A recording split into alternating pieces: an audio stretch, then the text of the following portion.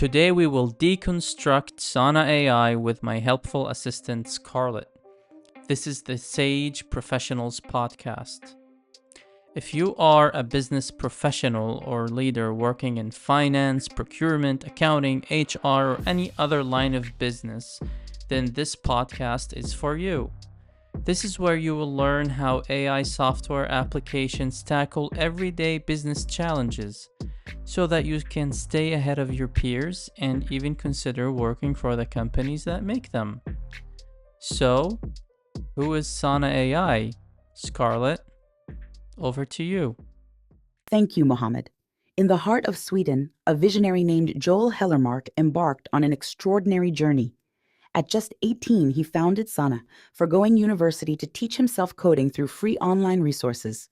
Fast forward to today, and Sana AI has soared to new heights, securing $55 million in Series C funding, catapulting its valuation to $500 million. With a total of $130 million raised, it stands among the world's most heavily funded startups. Serving 300 enterprise clients, including giants like Merck and Novartis, Sana has achieved an impressive 4x growth year over year, proving the strong demand for its products.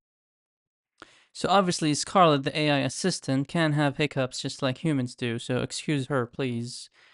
Let's break down the company, shall we?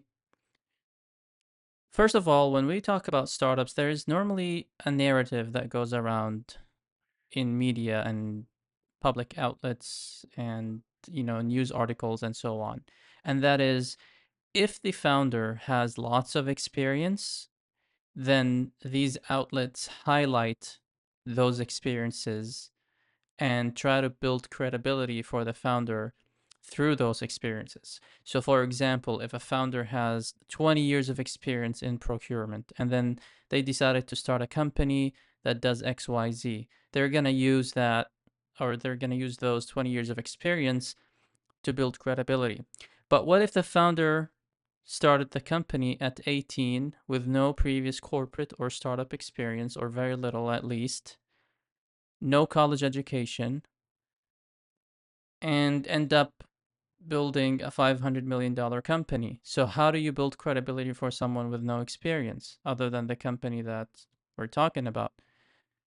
The approach is to make them sound superhuman, right? They dropped out of college or never went to college even, taught themselves coding, started coding at the age of 13. So this is the tactic, right? And this is not passing judgment on the founder. It's just that, you need to build credibility somehow. So that's how they decided to do it, right? And the information that Scarlett presented is just summarizing the publicly written information from LinkedIn and other news outlets. So what is C though? Like, the founder learned C at the age of 13. What is C? C is a coding language. It's considered a low-level coding language. You see, languages in programming are on different levels. Some languages are easier to use than others. So for example, you've heard of Python maybe. Python is a high-level language, which means you can do a lot with Python while writing very little code compared to C. C is a low-level language, which means it needs more instructions. If you do something, it's not going to assume that you don't want the antonym of that thing or the other side of that thing. It's going to exactly do what you asked it to do. And if you don't tell it, stop doing that when you reach a certain stage, it'll continue doing it forever, for example, right? So it's a very difficult language to work with, but that's not even the interesting part. The interesting part is that C is not typically used for any machine learning purposes. Maybe on the hardware side, maybe there are circumstances, but the most popular language for machine learning and AI purposes is Python. So how is C relevant in this context? I'm not sure. How is gaining a bachelor's degree relevant in terms of founding a company or starting a company? Also, I'm not sure how that's relevant. It's actually not that relevant because getting a bachelor's degree does not qualify you to be an entrepreneur. It takes more than that. There are a lot more many variables than just a bachelor's degree. So it's very interesting how narratives are put together. However, kudos to the team for raising $55 million and achieving a 4x year over year growth. That's definitely impressive.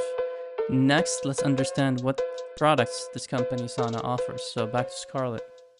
Elevate your organization's learning with Sana. Our AI powered platform makes content creation and learning management seamless. Engage teams with personalized courses, interactive sessions, and one to one coaching. Easily build courses with AI assisted writing, translation, and automated question generation. Plus, bring your brand to life with tools for video, collaborative editing, and secure integrations. Sana Labs empowers your team to learn faster and smarter, all while saving you time. Discover the future of learning and content creation with Sana Labs.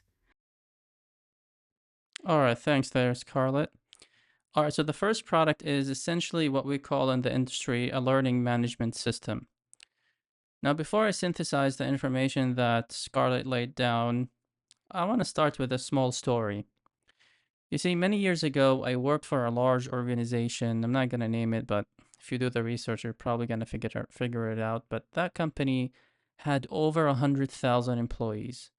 And one day, a top executive with a lot of influence, a lot of decision making power, asked them the $1 million question.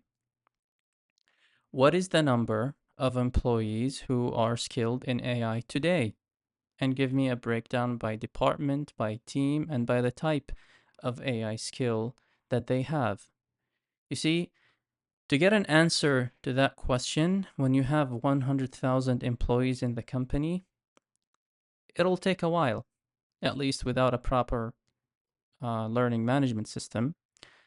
So it actually took us months to get that question and probably cost $1 million, in salaries and like if you add up all the hours of everyone involved in the company just to get the answer to that question, yeah, I mean, yeah, I can see it being $1 million in expenses.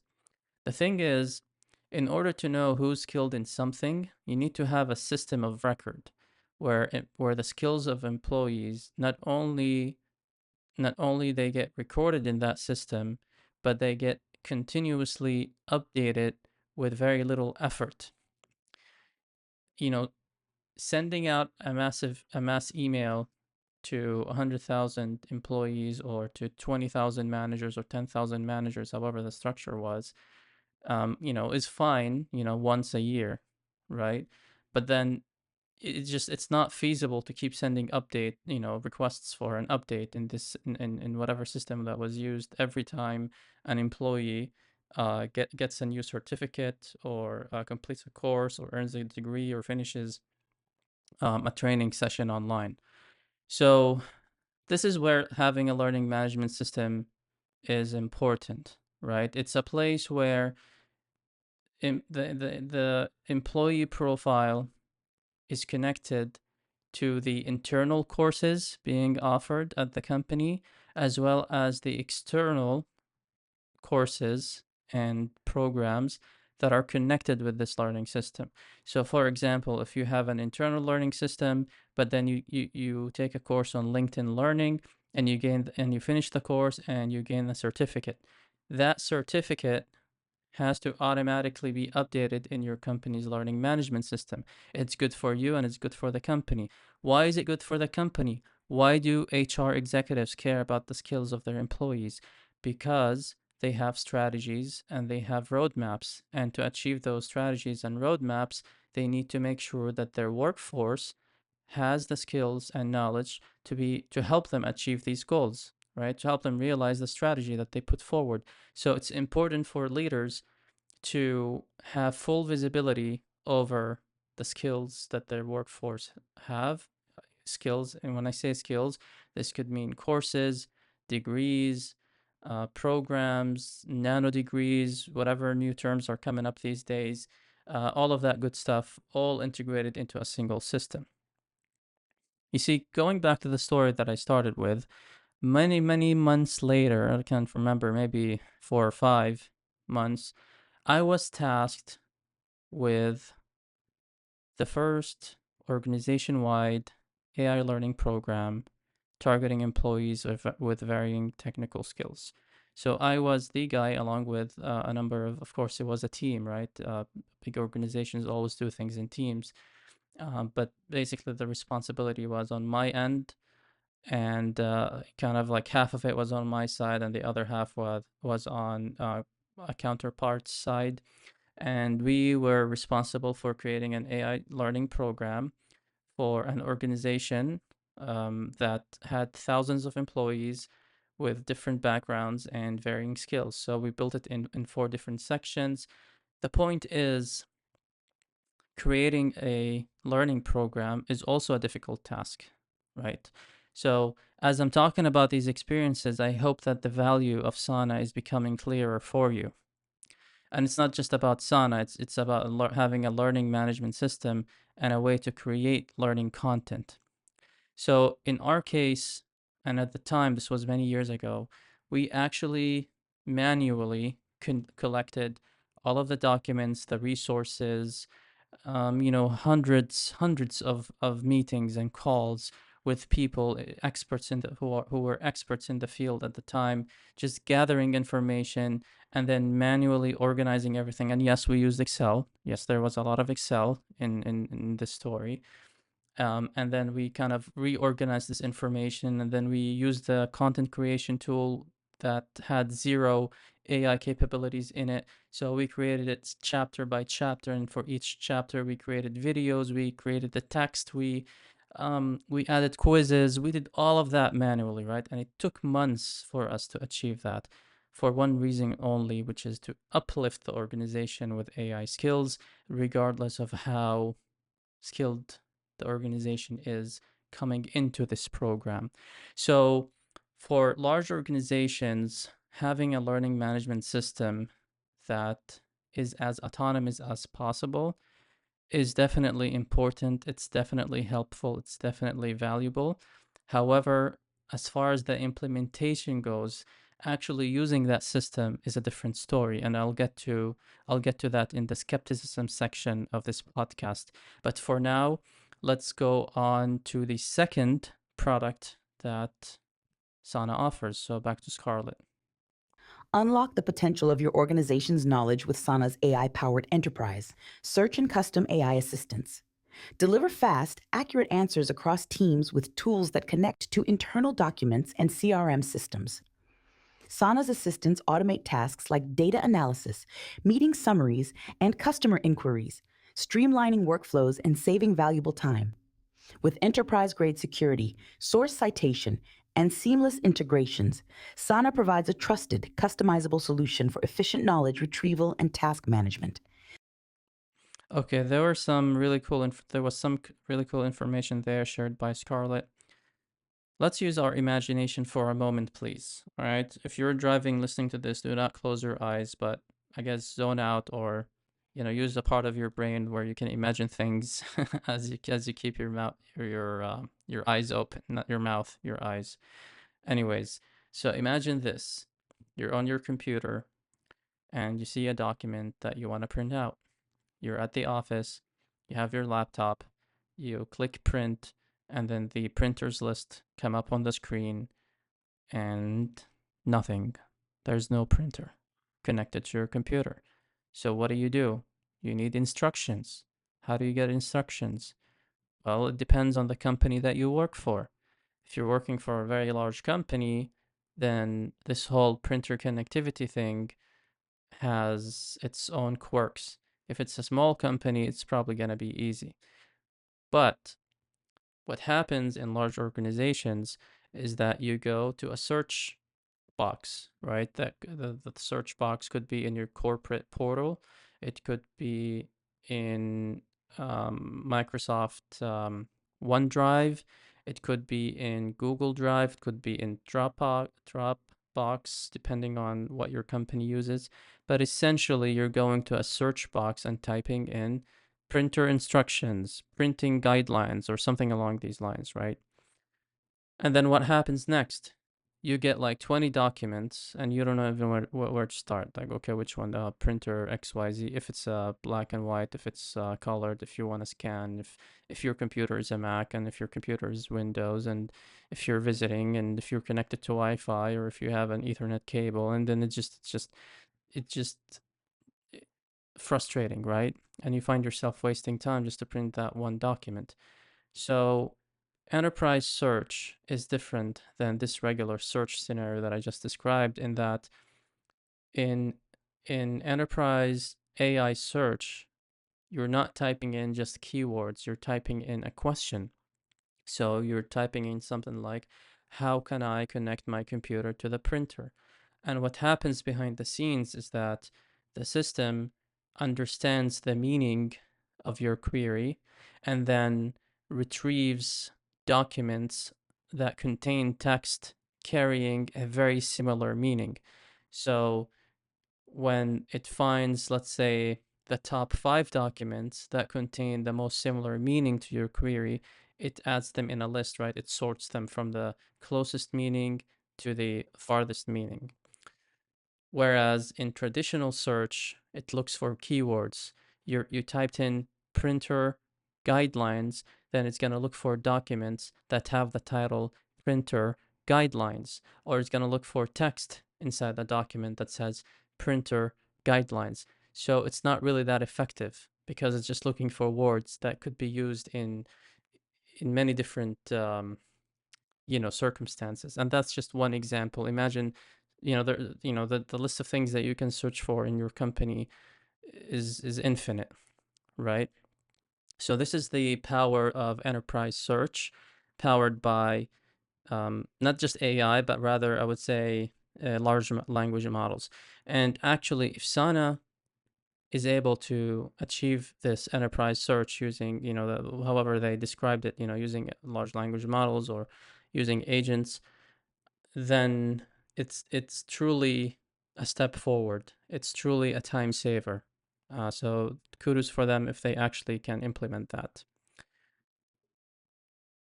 Let's take another situation at work. The other situation has to do with using AI assistants or AI agents. When I say assistants and agents, these two words are very similar in meaning.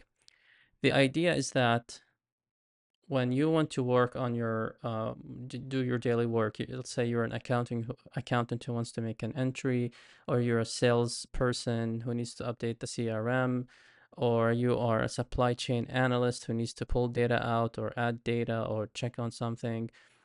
There are many circumstances or situations when you just feel overwhelmed by the number of buttons or screens or places that you can go to in order to achieve your desired objective, right? So if you're a salesperson who needs to update the CRM, there might be something that you do regularly, so it's easy to do. But maybe there's that one-off situation where you needed to, attach a document or update the discount field to something special, right?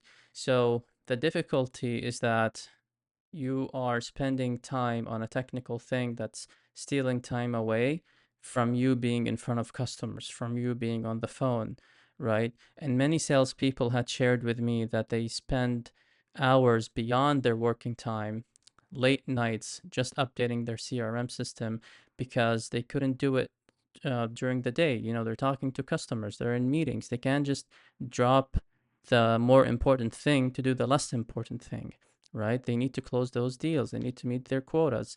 So this is a big deal, actually. So what Sana does is that it gives you just one chat interface that lets you retrieve information and make changes into the system. So if you have a CRM system like Salesforce or HubSpot or Zoho, or many of there are endless CRM systems out there. So if you have any one of those systems, you can just chat with the bot and tell it, hey, I had a meeting today. Here's the meeting link, which contains the transcript. Summarize the transcript and update the customer profile in Salesforce. Okay. So what it can do is that it can ingest this file, take the transcript, understand what's in it, summarize it in a certain fashion that's pre-configured by you or that you explicitly tell it to do it, such as medic. There's a term called medic in sales. I'm not gonna go into it, but it can summarize it in that format and then push that new data into your CRM system. So you didn't have to look at your CRM system. You didn't have to do anything that requires any kind of navigation. It's just one user interface. It's a single user experience that does things for you. Now, I'm going to be very skeptical about that. First and foremost, Sana AI is not one company. It is one company in reality, but it's actually two companies, in my opinion, because they're selling two very distinct products. The learning management system business is an industry on its own, and it's a huge industry. There are many companies who need learning management systems. Some companies have over a million employees. Some companies have 500,000 employees, 100,000 employees, 30,000 employees. Google, for example, has 30,000 employees. Walmart has over a million employees, right? So it's a huge industry, and it needs dedicated people and experts to help grow and maintain, help grow the footprint of this product in the market, and maintain and grow the product to make it better and better over time, and also deal, with all the customer success side of the house, make sure that customers are happy and that the retention numbers are high. Then Sana goes and builds an assistant platform that has enterprise search and AI assistants. That's a whole different world. That's it's incredible, but it requires dedication, right? So it's definitely a head scratcher that they're splitting themselves. They're essentially two companies into one. I predict that I might be completely wrong, but I predict that they're gonna spin off one of these two products and maybe sell them. Maybe one of those spin-offs are gonna be acquired by a different company or something along these lines. That's a trend I've seen before in startups, so wouldn't be surprised if it happens. Two, as far as content creation in the learning management platform, one of the features that Sana promotes is the whole AI avatars feature. I'm gonna be quick on this one. An AI avatar is a human-like. It's a video of a human-like person, but it's not a real human that talks, right? So it's kind of like Scarlett, but with in video, right? You can see her as if she's a real human. The thing about AI avatars is that it's an area of research and dedication, and there are so many companies, not so many, but there are a handful of companies who are doing their best to make avatars as realistic as possible. And knowing that this is not a core offering, having an avatar or not isn't going to stop you from creating content or managing learning materials on the platform. So it's strange that they would even offer that. Now, if these AI avatars were third party created avatars that they're just offering through their systems, then that's fine. Makes sense. But if they have a team dedicated to the AI avatars, that's that's just an overkill. Maybe the money is better spent elsewhere. Another thing is that I've seen those avatars being used for fun more than serious business. So let's see, you're taking a course and then there's this AI avatar teaching you. I mean, yeah, maybe it's a nice touch if it's dry topic, but it's not essential. So and as far as course creation goes as well, there is a feature where you can create a course from PDFs. A PDF file can be 1 page long, or it could be over 1,000 pages long.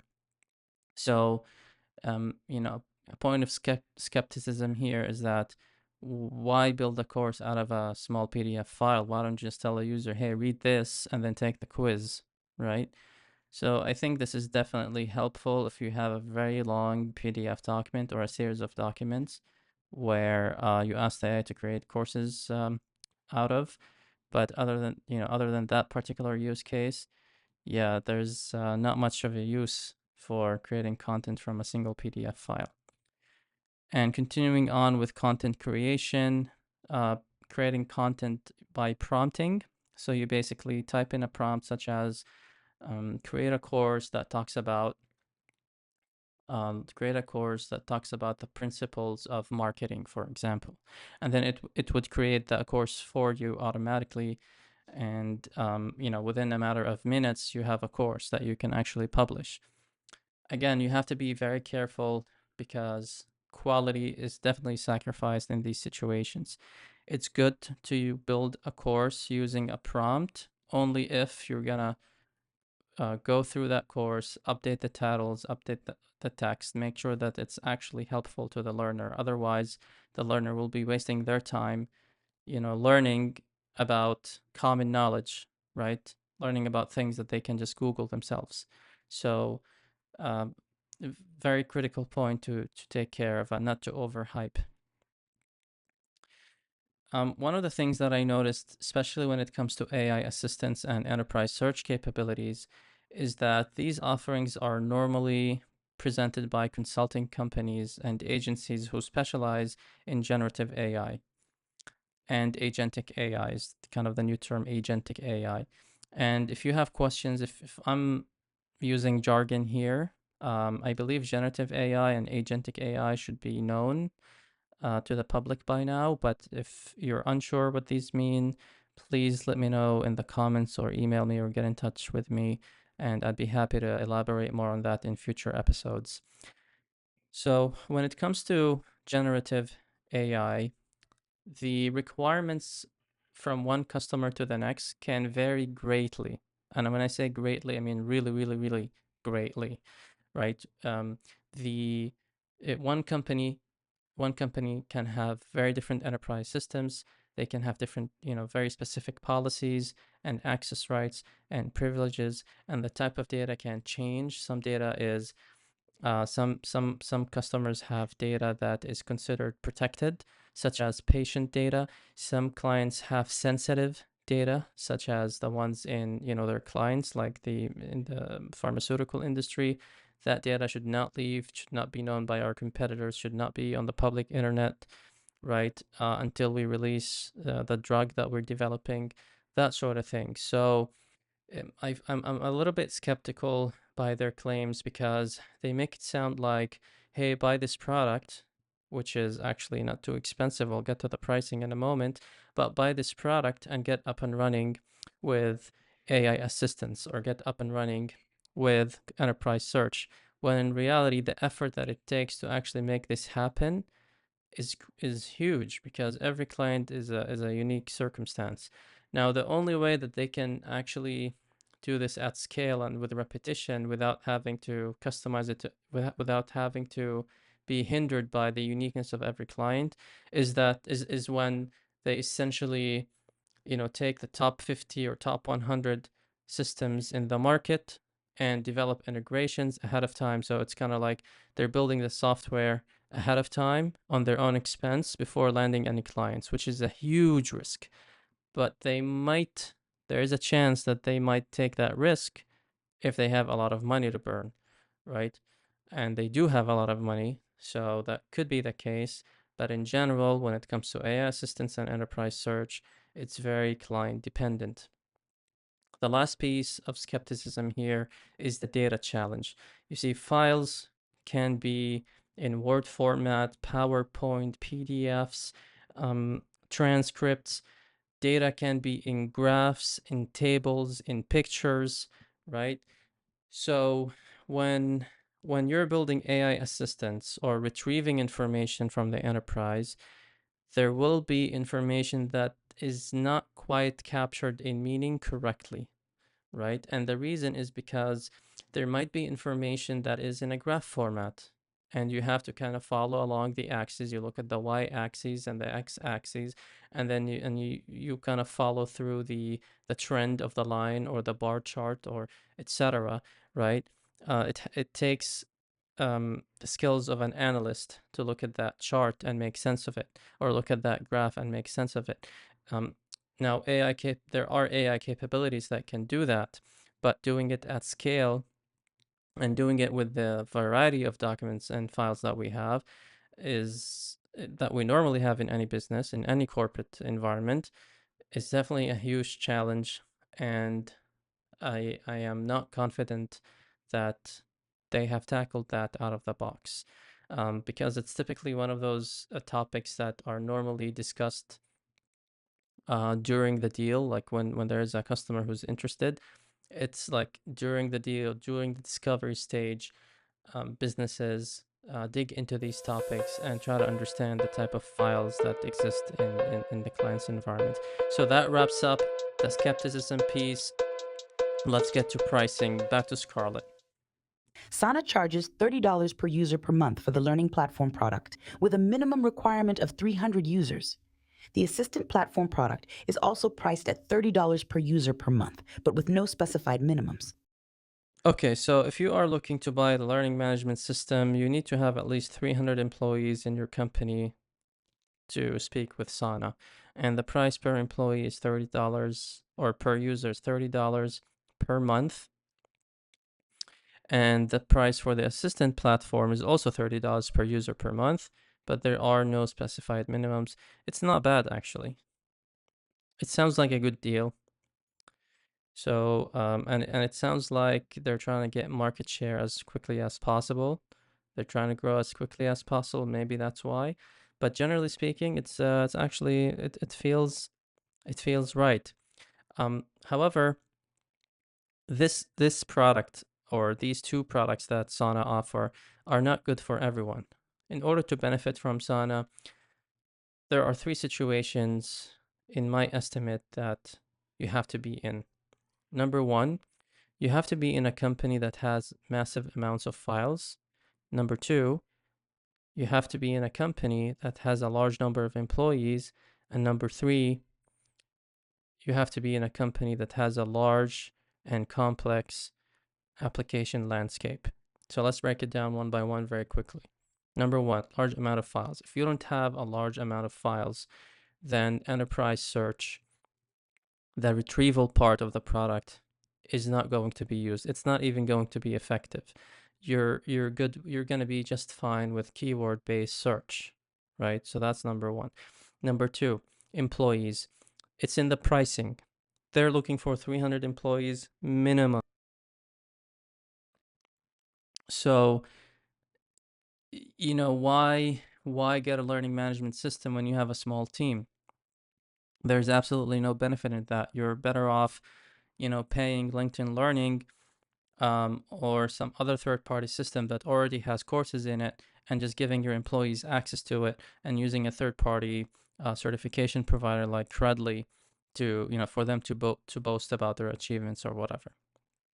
Three, the application landscape. If you are running a single system in your company with a bunch of Excel sheets, then why use agents to retrieve things and do things for you, and integrate with just one software system? It doesn't make sense, right? You need to have friction. You need to have lots of processes that slow you down. You need to have a lot of growth, rapid growth beyond your ability to hire people to fulfill it, and risking that, risking reputational damage as a result of the hyper growth because you're getting people who aren't trained well enough. So there has to be a very specific, or not specific, but there has to be a complex application landscape in your business in order to benefit from AI assistants such as the ones that Sana offers. Now, there are AI assistants for small businesses, but it doesn't sound like it's the Sana type of AI assistance. So we'll talk about AI assistants in the future that are suitable for small business in future episodes. I'm sure there's going to be a company or two that will show up on our list. So back to Sana for the summary of career opportunities, or Scarlett. Sana has a vacancy available for every role imaginable in their Stockholm office, however. They're looking for sales, marketing, and go to market candidates in their New York and London offices. If you live in New York or London, Sana wants to go to the market. Sana wants to grow, so this is a good time to apply. And if you live in Stockholm, which is in Sweden, then they're looking for everyone. And then there's go to market, engineering, sales, product. They're hiring rapidly for every position you can think of. I actually just for the fun of it, and I said why not, right? I went through one of those positions and hit apply, and I was surprised to see that that they are accepting applications on Typeform, and Typeform is a form builder application. Now, I didn't feel easy about this because you're a company that just raised $55 million and you don't have a recruiting system. Like, recruiting systems aren't that expensive, by the way. You're using forms to take in applicants. So it's a big question mark. And especially that it didn't let me upload my resume. It just said put in your LinkedIn URL and that's your application. So yeah, I mean, it's a head scratcher. Why would they not, already have? Why don't they already have a recruiting system in place? It's not just about the application piece, but also the applicant tracking piece. Who's being interviewed, the invitations, who accepted the invitation or interview, who rejected, who made it to the second stage, the third stage, the management of all these pieces in recruiting. It shouldn't be done on a type form, and that's, I think, common sense. So that concludes career opportunities. Thank you for sticking along this far on this podcast. It's the first episode. Always looking to improve this podcast, and so I'm happy to hear your feedback. Feel free to be blunt and direct about your feedback. And by the way, as a disclaimer, I wasn't paid by Sana to cover the company, and I don't get paid by companies to review them or synthesize and deconstruct them. So this is all for your benefit, so they can learn about AI practically, by seeing and or hearing what companies do, and listen to my analysis of their offering, so that you can become more intelligent and ahead of your peers in understanding and knowing what's happening in the world of business and software. Thank you so much for sticking around, and have a great day.